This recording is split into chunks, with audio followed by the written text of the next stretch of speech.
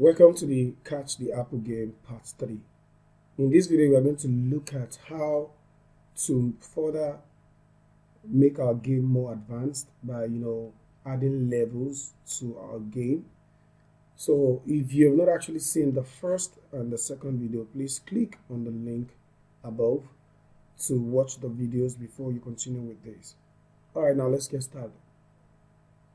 The first thing you need to do is to click on the See Inside button, and then it takes us to where we are before. Let's check out where we are before. So when I click on Start, it starts from the beginning, and then you see when I miss one apple, it's going to reduce my score by 2.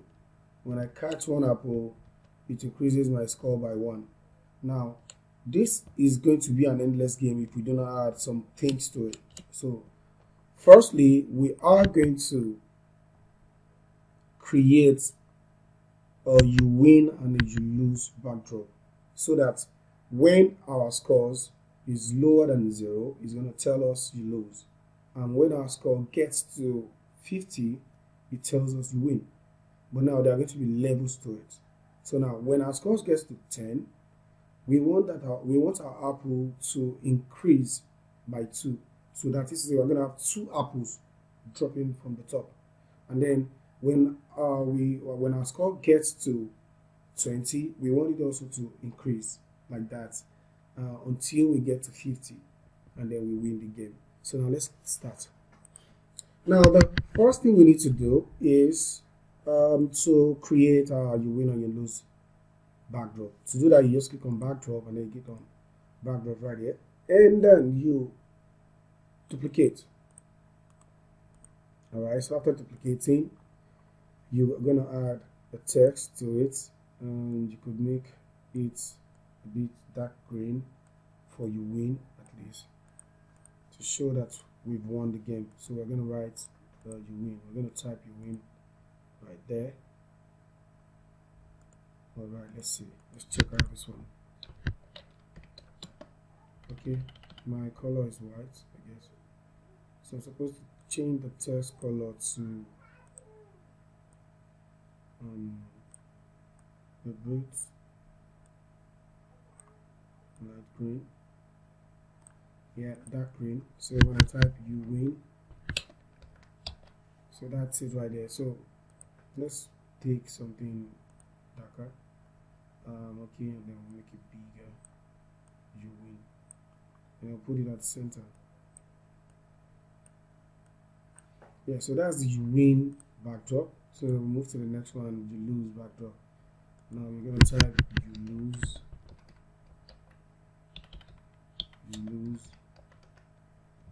and we're gonna increase the size and change the color also.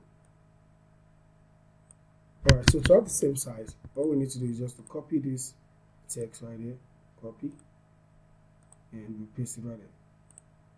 And then we're going to change it to you lose, just for us to have the same size, and then change the color to red, because red, you lose, something like that. Alright, so you win, you lose, and then the backdrop. So now let's get back to our code. Now what we want to do is that when our scores get to -0, it's going to tell us you lose. When it's lesser than 0, it's going to tell us you lose, and then when it's 50, it's going to tell us you win. Now to do that, let's check the condition we have for. So when we click on start, that is when we start. So we're going to use that for the backdrop also. So when I receive start game, I want you to keep checking my scores. If scores is less than 0, that is negative value. If scores variables, if scores is less than 0, I want you to switch backdrop to. Alright, so there's another thing that we have failed to do. Let's go back to our backdrop, and give our backdrop a name so that we don't mix it up. So this will be you win. You change it right there to you win. All right, let's change that. You win, and then you change the backdrop name to what? You lose. And then you could just leave this one as Blue Sky 2. It's fine. So now let's go back to the code and change that. So we're going to change that to switch backdrop to you lose. Yeah. So now this is going to make a backdrop appear. And then we're going to copy and paste, duplicate again. And now we're going to switch this time around to when it is equals to, that is the condition of our game right here. It could be greater, it could be, but for now let's just work with this. So now if our score is equals to 50, so this is what we're tracking. If our scores is equal to 50, it's going to broadcast, it's going to switch the backdrop to you win. All right, and after that you can actually wrap this inside a forever loop, and that should work. Now let's just test for you lose. Let's check that.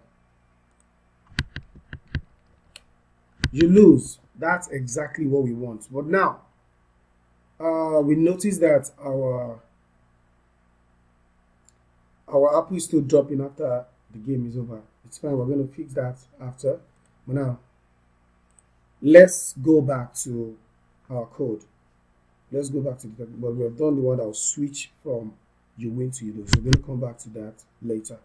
All right, now let's go back to the apple, and then we want to add some condition. Now the first condition we want to add to our project is that when the score gets to 10, when the score gets to 10, I want the apple to increase by 2, by 1. So that means the apple will have a second apple that will appear. We have 2 apples on the stage. Now to do that, we're going to go to when the ball touches the ball. That is when we increase the number by 1, and then this is where we're going to check if the score is equal to 10. All right. So now to do that, to check, what do? We go back to the if statement, and then we check if scores is equals to 10. Now if scores is equals to 10, we'll put it inside inside the if statement. Now we're checking if score is equals to 10. We want to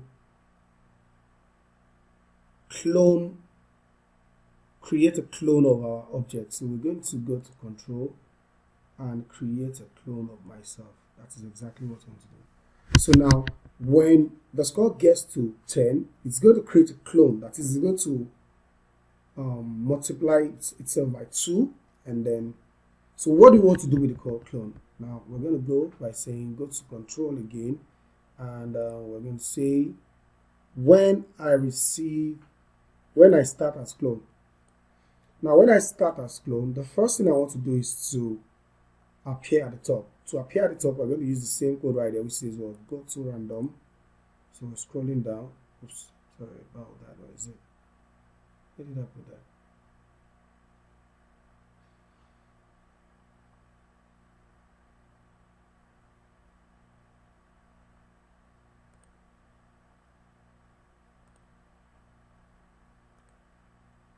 When I start as clone, oops, that's my code right there. I was looking at where did I put it. Now, when I start as clone, I duplicate this and I put it right there. So I want it to go back to the top. That's the first thing, and then after that, I want it to start moving downward. Now to make it start moving downward, we need all of this. All of this code, we need it. So we want it to start coming downward. Also, if it touches the ball, I want it to make a chop sound. And when it touches the ball again, it goes back up, and then, so we need all of this code right there. So all I will do is just duplicate and then just attach it at the bottom. Exactly the same thing. All right, so that's it. So this would exactly make our code go back to the top. Now let's check that and see that. All right, so let's start from the beginning. Now, sorry, there is a mistake. Our you lose button is not showing. Now, the reason is because we failed to switch backdrop to the first one when we click on flag. So we are going to do that by saying that when I click on flag, I want the backdrop to switch. So go to look and then switch backdrop to sky blue sky 2 when I click on flag. So when I click on flag now, yeah, that's it. Yeah, 1. Now let's check that. So I'll try and get to 10 to see if my code is working. I'll try and get to 10 to see if my code is working. So let's check that. I'll try my best to see if my code is working. Now let's see what happens when I get to 10. Now 10. Now you see it's dropping. Oops. But oh, wow. Now there is a mistake, and that is when, now watch this again. Now when our clone apple drops, it didn't go back to the top. Now let's check why it didn't go back to the top. So we said if it touches bow, make a chop sound, but we've not said anything about if it touches, if it is below 160. Now all you need to do is just come back to the same position right there, copy the if statement. This is the condition. This is the code for going back to the top when it touches the ground. This is the code right there. So we are going to add that code to the clone code by coming carefully to the forever loop. Inside the forever loop, that is where we're going to add it. Say if, yeah, that's it.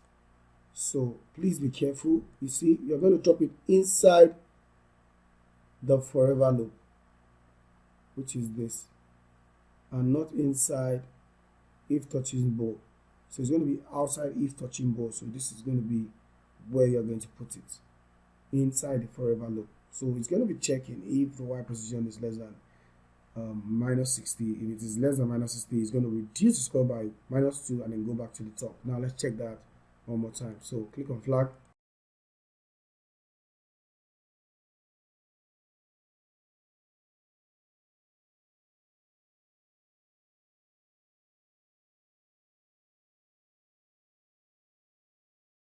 Tough like this, you lose. Yeah, but I feel we can actually make the game a bit fair by trying to reduce the speed so that at least it's reasonable enough for someone to catch up with the second and the third apple. All right, I want you to actually study the code for now. There are ways we can actually improve on this code. Number 1, I want you to take note of this thing. We are repeating some code. For example, I repeated this code 1 and 2. And I also repeated this code. So that means I can create a block for this code and this code. I'll show you that in the next video. I hope you enjoy this. I hope you are able to do this. I'll show you how to switch to the lose. Now when the user loses the game, every of the sprite is supposed to stop working. So I'll show you that in the next video. I hope you enjoyed this. Please comment in the comment section below, and don't forget to subscribe and tell your friend about this lovely channel. Stay blessed and keep flourishing. Bye.